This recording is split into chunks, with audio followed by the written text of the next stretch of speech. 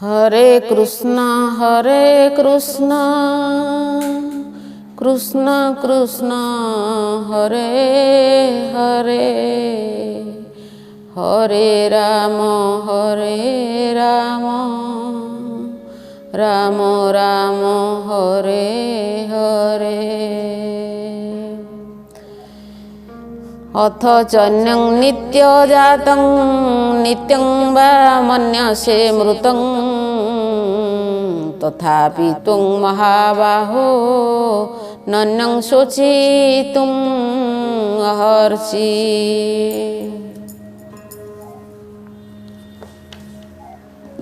अनुवाद।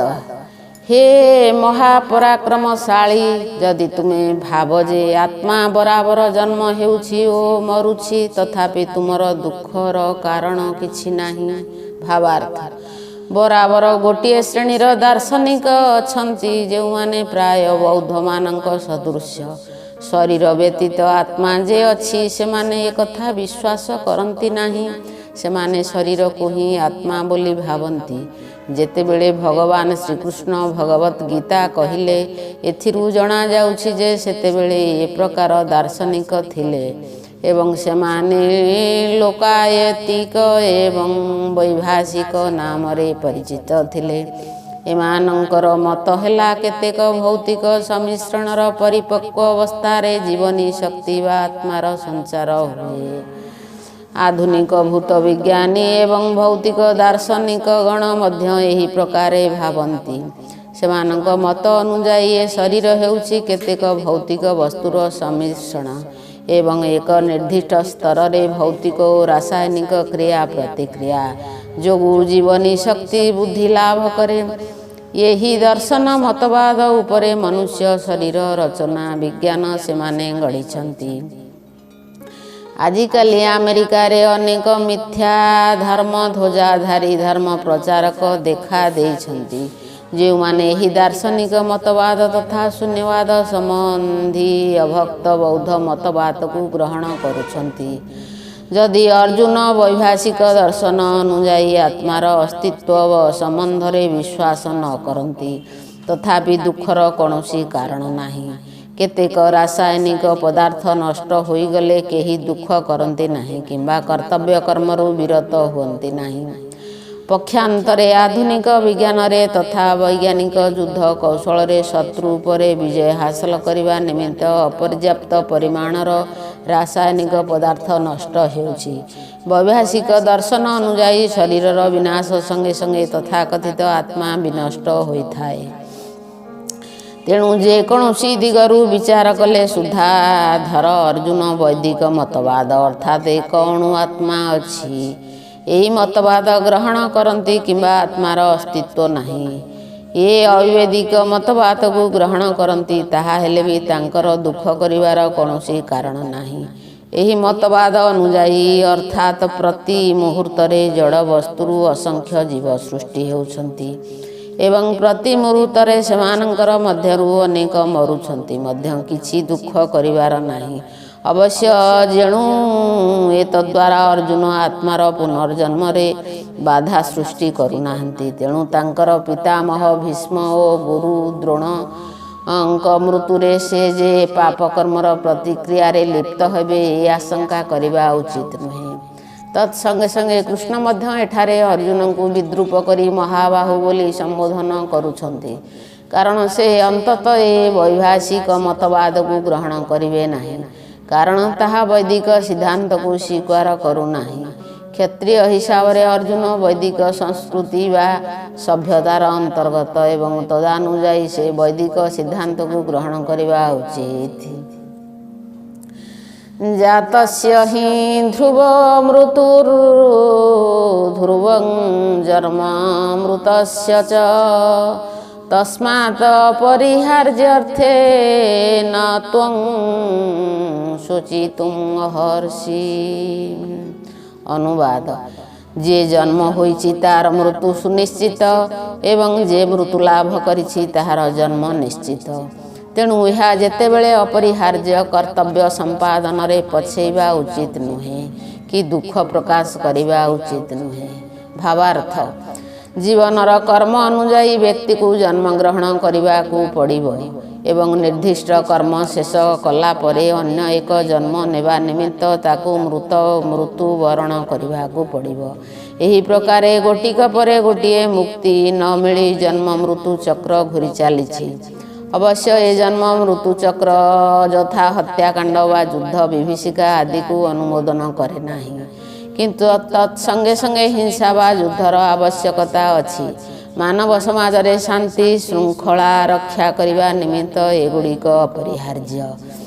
ଏ କୁରୁକ୍ଷେତ୍ର ଯୁଦ୍ଧ ପରମେଶ୍ୱରଙ୍କର ଇଚ୍ଛା ଅନୁଯାୟୀ ହେଉଥିବାରୁ ଏହା ଅପରିହାର୍ଯ୍ୟ ଅଟେ ଏବଂ ଧର୍ମନୀତି ରକ୍ଷା ନିମିତ୍ତ ଯୁଦ୍ଧ କରିବା କ୍ଷତ୍ରିୟର କର୍ତ୍ତବ୍ୟ। ଯେତେବେଳେ ସେ ଉପଯୁକ୍ତ କର୍ତ୍ତବ୍ୟ ସମ୍ପାଦନ କରୁଅଛି, ଯେତେବେଳେ ସେ ତାର ଭାଇ ବନ୍ଧୁମାନଙ୍କର ମୃତ୍ୟୁରେ ଦୁଃଖିତ ହେବାର ଆଉ ଆବଶ୍ୟକତା କ'ଣ ଅଛି?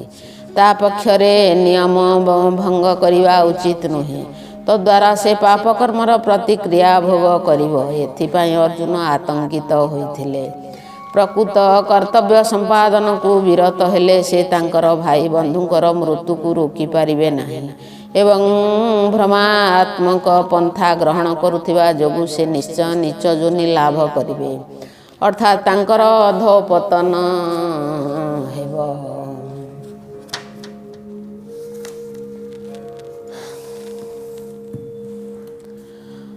ଅବ୍ୟକ୍ତାଦୀନି ଭୂତାନି ବ୍ୟକ୍ତ ମଧ୍ୟାନି ଭାରତ ଅବ୍ୟକ୍ତ ନିଧନାନି ଏବ ତତ୍ର କା ପରିଦେବନା।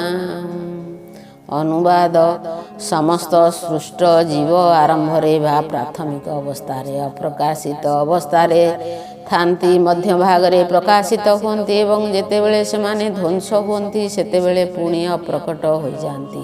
ତେଣୁ ଏଥିରେ ଦୁଃଖ କରିବାର କ'ଣ ଅଛି? ଭାବାର୍ଥ: ଦୁଇ ପ୍ରକାର ଦାର୍ଶନିକ ଅଛନ୍ତି। ଗୋଟିଏ ପ୍ରକାର ଦାର୍ଶନିକ ଆତ୍ମାର ଅସ୍ତିତ୍ୱ କଥା ବିଶ୍ୱାସ କରନ୍ତି ଏବଂ ଅନ୍ୟ ପ୍ରକାରଟି ଆତ୍ମାର ଅସ୍ତିତ୍ୱ ବିଶ୍ୱାସ କରନ୍ତି ନାହିଁ। ଏ ଦୁଇ ପ୍ରକାର ଦାର୍ଶନିକଙ୍କର କଥାକୁ ଯଦି ଗ୍ରହଣ କରାଯାଏ, ତାହେଲେ ଦୁଃଖ କରିବାର କୌଣସି କାରଣ ନାହିଁ। ଯେଉଁମାନେ ଆତ୍ମା ଅସ୍ତିତ୍ୱ କଥା ବିଶ୍ୱାସ କରନ୍ତି ନାହିଁ, ସେମାନଙ୍କୁ ବେଦବାଦୀମାନେ ନାସ୍ତିକ ବୋଲି କହନ୍ତି। ଯୁକ୍ତିତର୍କ ଦୃଷ୍ଟିରୁ ଯଦି ଆମେ ନାସ୍ତିକମାନଙ୍କ ସିଦ୍ଧାନ୍ତକୁ ଗ୍ରହଣ କରୁ, ତଥାପି ଦୁଃଖର କୌଣସି କାରଣ ନାହିଁ। ଆତ୍ମାର ଅସ୍ତିତ୍ୱ କଥାକୁ ଛାଡ଼ି ସୃଷ୍ଟି ପୂର୍ବରୁ ଭୌତିକ ବସ୍ତୁଗୁଡ଼ିକ ଅପ୍ରକଟ ହୋଇଥାନ୍ତି। ଏହି ସୂକ୍ଷ୍ମ ଅପ୍ରକଟ ବା ଅବ୍ୟକ୍ତ ଅବସ୍ଥାରୁ ପ୍ରକଟାବସ୍ଥା ଆସେ। ଯେପରି ଆକାଶରୁ ବାୟୁ ସୃଷ୍ଟି ହୁଏ, ବାୟୁରୁ ଅଗ୍ନି ସୃଷ୍ଟି ହୁଏ, ଅଗ୍ନିରୁ ଜଳ ସୃଷ୍ଟି ହୁଏ ଏବଂ ଜଳରୁ ମୃତ୍ତିକା କ୍ଷିତ୍ ସୃଷ୍ଟି ହୁଏ। ମୃତ୍ତିକା ବା କ୍ଷିତ୍ରୁ ଅନେକ ପ୍ରକାରର ପଦାର୍ଥ ସୃଷ୍ଟି ହୁଏ। ଉଦାହରଣ ସ୍ୱରୂପ ଧର ଏକ ନଭଶ୍ଚୁମ୍ବୀ ପ୍ରାସାଦ। ଏହା ମୃତ୍ତିକାରୁ ସ୍ପଷ୍ଟ। ଯେତେବେଳେ ଏହା ଧ୍ୱଂସପ୍ରାପ୍ତ ହୁଏ, ତାହା ପୁନର୍ବାର ଅପ୍ରକଟ ହୋଇଯାଏ ଏବଂ ପରିଣତାବସ୍ଥାରେ ଅଣୁ ଆକାରରେ ରହେ। ଶକ୍ତି ସଂରକ୍ଷଣ ସିଦ୍ଧାନ୍ତ ଏହିପରି ଭାବରେ ରହେ, କିନ୍ତୁ କାଳକ୍ରମେ ବସ୍ତୁଗୁଡ଼ିକ ପ୍ରକଟିତ ହୁଅନ୍ତି। ଏହା ହେଉଛି ପାର୍ଥକ୍ୟ। ତାହେଲେ ପ୍ରକଟାବସ୍ଥା ହେଉ ବା ଅପ୍ରକଟାବସ୍ଥା ହେଉ, ଯାହା ବା ହେଉ, ଦୁଃଖର କାରଣ କ'ଣ ଅଛି? ଯାହା ବା ହେଉ, ଏପରିକି ଅପ୍ରକଟାବସ୍ଥାରେ କିଛି ନଷ୍ଟ ହୁଏ ନାହିଁ। ପ୍ରାରମ୍ଭରେ ଏବଂ ଅନ୍ତିମ ଅବସ୍ଥାରେ ସମସ୍ତ ବସ୍ତୁ ଅପ୍ରକଟ ହୋଇ ରହେ। କେବଳ ମଧ୍ୟବର୍ତ୍ତୀ କାଳରେ ସେମାନେ ପ୍ରକଟିତ ହୁଅନ୍ତି ଏବଂ ଏତଦ୍ୱାରା କୌଣସି ବାସ୍ତବ ଭୌତିକ ପାର୍ଥକ୍ୟ ସଂଘଟିତ ହୁଏ ନାହିଁ। ଯଦି ଆମେ ଭଗବତ୍ ଗୀତାରେ ଦିଆଯାଇଥିବା ବୈଦିକ ସିଦ୍ଧାନ୍ତ ଅନ୍ତବନ୍ତ ଇମେ ଦେହା, ଅର୍ଥାତ୍ କାଳକ୍ରମେ ଭୌତିକ ଶରୀରଗୁଡ଼ିକ ନଷ୍ଟ ହୋଇଯିବ, ନିତ୍ୟ ସ୍ୟକ୍ତା ଶରୀରିଣ କିନ୍ତୁ ଆତ୍ମା ସନାତନ, ତାହେଲେ ଆମକୁ ଏ କଥା ବରାବର ମନେ ରଖିବାକୁ ପଡ଼ିବ ଯେ ଏ ଶରୀର ଏକ ପୋଷକ ସଦୃଶ୍ୟ। ତାହେଲେ ପୋଷକ ପରିବର୍ତ୍ତନରେ ଦୁଃଖ କରିବାର କ'ଣ ଅଛି? ସନାତନ ବା ଶାଶ୍ୱତ ଆତ୍ମା ସମ୍ବନ୍ଧରେ ଭୌତିକ ଶରୀରରେ କୌଣସି ବାସ୍ତବ ଅସ୍ତିତ୍ୱ ନାହିଁ। ଏହା ଏକ ସ୍ୱପ୍ନ ସଦୃଶ। ସ୍ୱପ୍ନରେ ଆମେ ଦେଖୁ ଯେ ଆମେ ଆକାଶରେ ଉଡ଼ୁଛେ କିମ୍ବା ଏକ ରାଜା ଭଳି ଏକ ରଥରେ ବସିଛେ, କିନ୍ତୁ ଯେତେବେଳେ ଆମେ ଜାଗ୍ରତ ହୋଇଯାଉ ଅର୍ଥାତ୍ ସୁପ୍ତାବସ୍ଥାରୁ ଜାଗ୍ରତାବସ୍ଥା ପ୍ରାପ୍ତ ହେଉ ସେତେବେଳେ ଆମେ ଦେଖିପାରିବା ଯେ ଆମେ ଆକାଶରେ ଉଡ଼ୁନାହୁଁ କି ରଥରେ ବସିନାହୁଁ। ତେଣୁ ଏ ଭୌତିକ ଶରୀରର ନିତ୍ୟତା ଦୃଷ୍ଟିରୁ ବୈଦିକ ଜ୍ଞାନ ଆତ୍ମାନୁଭୂତି ଗ୍ରହଣ କରିବାକୁ କୁହେ ବା ପ୍ରେରଣା ଦିଏ। ତେଣୁ ଯେକୌଣସି ଦିଗରୁ ହେଉ ତୁମେ ଆତ୍ମାର ଅସ୍ତିତ୍ୱ କଥା ବିଶ୍ୱାସ କର ବା ନ କର, ଯାହା ହେଲେ ବି ଏ ଶରୀର ନାଶରେ ଦୁଃଖ କରିବାର କୌଣସି କାରଣ ନାହିଁ। ଆଶ୍ଚର୍ଯ୍ୟବତ୍ ପଶ୍ୟତି କସ୍ମିତି ଏନମ୍ ଆଶ୍ଚର୍ଯ୍ୟବତ୍ ବଦତି ତଥୈବ ଚାନ୍ୟ ଆଶ୍ଚର୍ଯ୍ୟବଚନେମ୍ ଅନ୍ୟ ଶୃଣୋତି ଶ୍ରୁତାପି ଏନଂ ବେଦ ନ ଚୈବ କଶ୍ଚିତ୍। ଅନୁବାଦ: କେତେକ ଏହି ଆତ୍ମାକୁ ଆଶ୍ଚର୍ଯ୍ୟ ହୋଇ ଦେଖନ୍ତି, କେତେକ ଆଶ୍ଚର୍ଯ୍ୟ ଭାବରେ ବର୍ଣ୍ଣନା କରନ୍ତି ଏବଂ କେତେକ ସେ ସମ୍ବନ୍ଧରେ ଆଶ୍ଚର୍ଯ୍ୟ ହୋଇ ଶୁଣନ୍ତି। ଅନ୍ୟମାନେ ଏ ସମ୍ବନ୍ଧରେ ଶୁଣି ସୁଦ୍ଧା କିଛି ବୁଝିପାରନ୍ତି ନାହିଁ। ଭାବାର୍ଥ: ଉପନିଷଦମାନଙ୍କର ବିଷୟବସ୍ତୁର ଆଧାର ଉପରେ ପ୍ରତିଷ୍ଠିତ ହୋଇଥିବାରୁ କଠୋପନିଷଦରେ ଶ୍ଲୋକର ବିଷୟବସ୍ତୁ ଯେ ମିଳେ ଏଥିରେ ଆଶ୍ଚର୍ଯ୍ୟ ହେବାର କିଛି ନାହିଁ।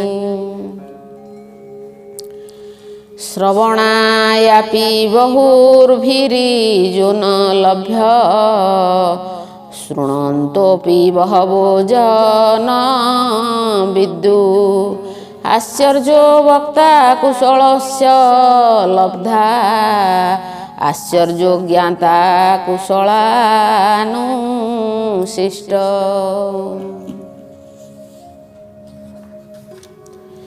ଏକ ବିରାଟ ପ୍ରାଣୀର ଶରୀର ମଧ୍ୟରେ ଅଣୁ ଆତ୍ମା ରହିଛି। ଏକ ବିରାଟ ବଟବୃକ୍ଷ ମଧ୍ୟରେ ମଧ୍ୟ ତାହା ଅଛି ଏବଂ ଅତି କ୍ଷୁଦ୍ର ଜୀବାଣୁ ମଧ୍ୟରେ ମଧ୍ୟ ରହିଛି। ଯେଉଁ ଜୀବାଣୁଗୁଡ଼ିକ ଅର୍ଥାତ୍ କୌଣସି କୋଟି କୋଟି ଜୀବାଣୁ 1 ଇଞ୍ଚ ପରିମିତ ସ୍ଥାନ ମଧ୍ୟରେ ମଧ୍ୟ ରହିପାରନ୍ତି, ସେମାନଙ୍କ ମଧ୍ୟରେ ଅଣୁ ଆତ୍ମା ମଧ୍ୟ ଅଛି। ଏହା ବଡ଼ ଆଶ୍ଚର୍ଯ୍ୟର କଥା। ଯେଉଁ ଲୋକମାନଙ୍କର ଜ୍ଞାନ ଖୁବ୍ କମ୍ ଏବଂ ଯେଉଁମାନେ ଶୁଦ୍ଧପୂତ ନୁହନ୍ତି ବା ସାଧନାମୟ ଜୀବନଯାପନ ନ କରନ୍ତି, ସେମାନେ ଏ ଅତି କ୍ଷୁଦ୍ର ଅଣୁ ଆତ୍ମାର ଆଶ୍ଚର୍ଯ୍ୟଜନକ ସ୍ଥିତି କଥା କିଛି ବୁଝିପାରିବେ ନାହିଁ। ଯଦିଓ ବିଶିଷ୍ଟ ଅଧିକାରୀ ବା ଆଦିଗୁରୁ ଯେ କି ବ୍ରହ୍ମାଣ୍ଡର ପ୍ରଥମ ସ୍ପଷ୍ଟ ସୃଷ୍ଟ ଜୀବ ବ୍ରହ୍ମାଙ୍କୁ ଏ ଜ୍ଞାନ ପ୍ରଦାନ କରିଥିଲେ ଏ ବିଷୟରେ କହନ୍ତି, ତାହେଲେ ବି ସେମାନେ ମୂର୍ଖମାନେ ବୁଝିପାରିବେ ନାହିଁ। ଆଧୁନିକ ଯୁଗର ଅଧିକାଂଶ ଲୋକଙ୍କର ଜ୍ଞାନ ଖୁବ୍ କମ୍ ଏବଂ ପଦାର୍ଥମାନଙ୍କର ସ୍ଥୂଳ ଧାରଣା ହିଁ କେବଳ ସେମାନଙ୍କର ଅଛି। ସେଇଥିପାଇଁ ସେମାନେ ବୁଝିପାରନ୍ତି ନାହିଁ ବା କଳ୍ପନା କରିପାରନ୍ତି ନାହିଁ କିପରି ଏକ କ୍ଷୁଦ୍ର ଅଣୁ ଆତ୍ମା ଏତେ ବଡ଼ ଓ ଏତେ ସୂକ୍ଷ୍ମ ହୋଇପାରେ। ତେଣୁ ଲୋକମାନେ ଏ ଆତ୍ମାର ଗଠନ ବା ବିବରଣ ବିଷୟ ଶୁଣି ଏହାକୁ ବଡ଼ ଆଶ୍ଚର୍ଯ୍ୟ ଭାବରେ ଦେଖନ୍ତି। ଲୋକମାନେ ମାୟାଶକ୍ତି ଦ୍ୱାରା ବିମୋହିତ ହୋଇ ଇନ୍ଦ୍ରିୟ ତୃପ୍ତି ବିଧାୟକ ବିଷୟବସ୍ତୁରେ ଏତେ ଦୂର ମଗ୍ନ ଯେ ଏ ଅମୃତ ଜ୍ଞାନ ସମ୍ବନ୍ଧରେ ଚିନ୍ତା କରିବାକୁ ସେମାନଙ୍କର ସମୟ ନାହିଁ। ଯଦିଓ ଏହା ହେଉଛି ନିଶ୍ଚିତ କଥା ଯେ ଏ ଆତ୍ମଜ୍ଞାନ ଲାଭ ନ କଲେ ସେମାନେ ଜୀବନ ସଂଗ୍ରାମରେ ସମସ୍ତ କ୍ଷେତ୍ରରେ ପରାହତ ହେବେ, ତଥାପି ସେମାନେ ଏହାକୁ ବୁଝିବାକୁ ଚେଷ୍ଟା କରନ୍ତି ନାହିଁ। ବୋଧହୁଏ ବ୍ୟକ୍ତିର ଏ ଧାରଣା ନାହିଁ ଯେ ସେ ଆତ୍ମା ସମ୍ବନ୍ଧରେ ଚିନ୍ତା କରିବ ଏବଂ ତଦ୍ୱାରା ଭୌତିକ ଦୁଃଖର ସମାଧାନ କରିପାରିବ। ଏପରି କେତେକ ଲୋକ ଅଛନ୍ତି ଯେଉଁମାନେ ଆତ୍ମା ସମ୍ବନ୍ଧରେ ଶୁଣିବାକୁ ଆଗ୍ରହୀ ଏବଂ ସେଇଥିପାଇଁ ସେମାନେ ସତ୍ସଙ୍ଗ କରି ସେ ସମ୍ବନ୍ଧରେ ଶ୍ରବଣ କରନ୍ତି। କିନ୍ତୁ ତଥାପି ବେଳେବେଳେ ସେମାନେ ଅବିଦ୍ୟା ଯୋଗୁଁ ଅଣୁ ଆତ୍ମା ଓ ପରମାତ୍ମାଙ୍କୁ ଆକାର ପ୍ରକାରରେ ଏକ ବୋଲି ଗ୍ରହଣ କରି ଦିଗ୍ଭ୍ରାନ୍ତ ହୁଅନ୍ତି। ଏପରି ଏକ ବ୍ୟକ୍ତି ଖୋଜି ପାଇବା ବଡ଼ କଷ୍ଟକର, ଯେ କି ଆତ୍ମା ପରମାତ୍ମା ସେମାନଙ୍କର କାର୍ଯ୍ୟ ସେମାନଙ୍କ ମଧ୍ୟରେ ଥିବା ସମ୍ବନ୍ଧ ଏବଂ ଆଉ ସବୁ ଟିକିନିଖି କଥା ଭଲ ରକମ ଜାଣିଛି। ପୁନଶ୍ଚ ଏପରି ଏକ ଲୋକ ଖୋଜି ବାହାର କରିବା ଆହୁରି କଷ୍ଟକର ବ୍ୟାପାର, ଯେ କି ପୂର୍ଣ୍ଣ ଆତ୍ମଜ୍ଞାନ ଲାଭ କରିପାରିଛି ଏବଂ ସେଥିରୁ ପୁରା ଫାଇଦା ଉଠାଇ ପାରିଛି ଏବଂ ଯେ କି ବିଭିନ୍ନ ଅବସ୍ଥାରେ ଆତ୍ମାର ସ୍ଥିତି କଥା ବୁଝାଇ ପାରିବ। ଯେପରି ହେଉ ଯଦି କୌଣସି ବ୍ୟକ୍ତି ଆତ୍ମା ସମ୍ବନ୍ଧୀୟ ଜ୍ଞାନ ଲାଭ କରିପାରିଲା ବା ସେ ସମ୍ବନ୍ଧୀୟ ସମସ୍ତ କଥା ବୁଝିପାରିଲା ତାହେଲେ ତାର ଜୀବନ ସାର୍ଥକ ହୋଇଗଲା। ଆତ୍ମା ସମ୍ବନ୍ଧରେ ବୁଝିବାର ସହଜତମ ଉପାୟ ହେଲା ଭଗବତ ଗୀତାର ବାଣୀକୁ ଗ୍ରହଣ କରିବା।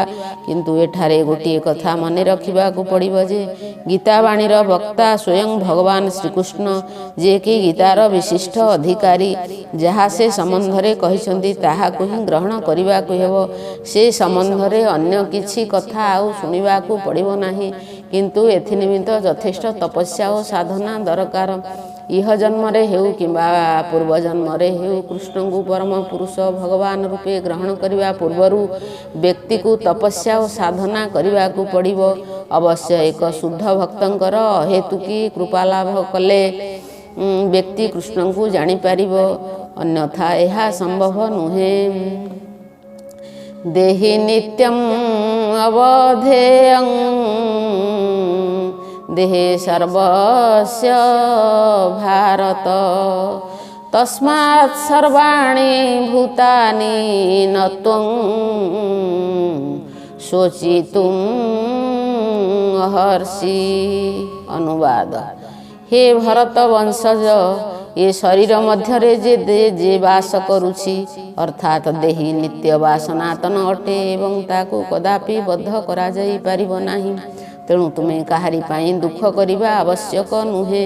ଭାବାର୍ଥ: ବର୍ତ୍ତମାନ ଭଗବାନ ଅପରିବର୍ତ୍ତନୀୟ ଆତ୍ମା ସମ୍ବନ୍ଧୀୟ ଉପଦେଶର ଉପସଂହାର କରୁଛନ୍ତି। ବିଭିନ୍ନ ପ୍ରକାରେ ଅମର ଆତ୍ମା କଥା ବର୍ଣ୍ଣନା କରି ଭଗବାନ ଶ୍ରୀକୃଷ୍ଣ ବର୍ତ୍ତମାନ ପ୍ରମାଣ କରୁଛନ୍ତି ଯେ ଆତ୍ମା ଅମର ବା ନିତ୍ୟ ଏବଂ ଏ ଶରୀର ଅନିତ୍ୟ। ତେଣୁ ଅର୍ଜୁନଙ୍କର ଏ ଯେଉଁ ଆଶଙ୍କା ରହିଛି ଯେ ତାଙ୍କର ପିତାମହ ଭୀଷ୍ମ ଓ ଗୁରୁ ଦ୍ରୋଣ ଯୁଦ୍ଧରେ ମରିଯିବେ, ଏହା ବୃଥା। ପୁନଶ୍ଚ କ୍ଷତ୍ରିୟ ହିସାବରେ ଏହି ଆଶଙ୍କାର ବଶବର୍ତ୍ତୀ ହୋଇ କର୍ତ୍ତବ୍ୟ ତ୍ୟାଗ କରିବା ଉଚିତ ନୁହେଁ। ଭଗବାନ ଶ୍ରୀକୃଷ୍ଣଙ୍କ ବାଣୀ ଅନୁଯାୟୀ ବ୍ୟକ୍ତିକୁ ଏହା ବିଶ୍ୱାସ କରିବାକୁ ହେବ ଯେ ଏ ଭୌତିକ ଶରୀର ବ୍ୟତୀତ ଏକ ଆତ୍ମା ଅଛି।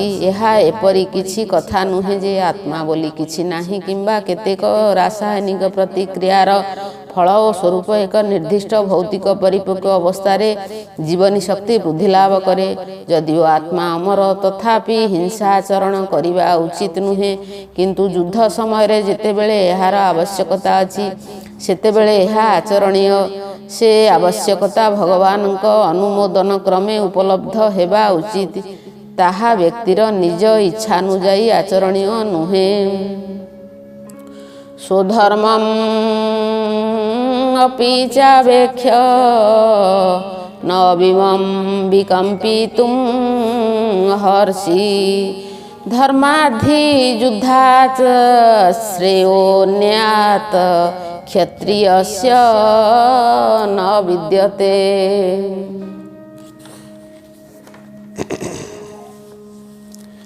ଅନୁବାଦ: କ୍ଷତ୍ରିୟ ହିସାବରେ ତୁମର କର୍ତ୍ତବ୍ୟ କଥା ବିଚାର କଲେ ତୁମକୁ ଏହା ଜାଣି ରଖିବାକୁ ହେବ ଯେ ଧର୍ମ ଯୁଦ୍ଧରେ ଅଂଶଗ୍ରହଣ କରିବା ଅପେକ୍ଷା ତୁମ ପକ୍ଷରେ ଆଉ ମଙ୍ଗଳକର କାର୍ଯ୍ୟ କିଛି ନାହିଁ ଏବଂ ସେଇଥିପାଇଁ ଏଥିରେ ଦ୍ୱିଧାବୋଧ କରିବାର ଆଉ କିଛି ନାହିଁ। ଭାବାର୍ଥ: ସାମାଜିକ ବ୍ୟବସ୍ଥାରେ ଯେଉଁ 4 ବର୍ଣ୍ଣ ବ୍ୟବସ୍ଥା ଅଛି ତନ୍ମଧ୍ୟରେ ଦ୍ୱିତୀୟ ବର୍ଣ୍ଣ ହେଲା କ୍ଷତ୍ରିୟ।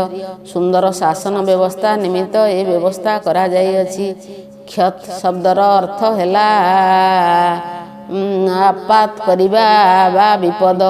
ଆଘାତ ବା ବିପଦରୁ ଯେ ରକ୍ଷା କରେ ତାକୁ କ୍ଷତ୍ରିୟ କୁହାଯାଏ। ତ୍ରାୟତେ ଶବ୍ଦର ଅର୍ଥ ରକ୍ଷା କରିବା। ବଣରେ ହତ୍ୟା କରିବା ନିମିତ୍ତ କ୍ଷତ୍ରିୟମାନଙ୍କୁ ତାଲିମ ଦିଆଯାଇଥାଏ। କ୍ଷତ୍ରିୟ ବଣକୁ ଯାଇ ବ୍ୟାଘ୍ର ସହିତ ସମ୍ମୁଖ ଯୁଦ୍ଧରେ ବ୍ୟାପୃତ ହେବା ବା ସମ୍ମୁଖ ଯୁଦ୍ଧ ନିମିତ୍ତ ତାକୁ ଆହ୍ୱାନ କରିବା।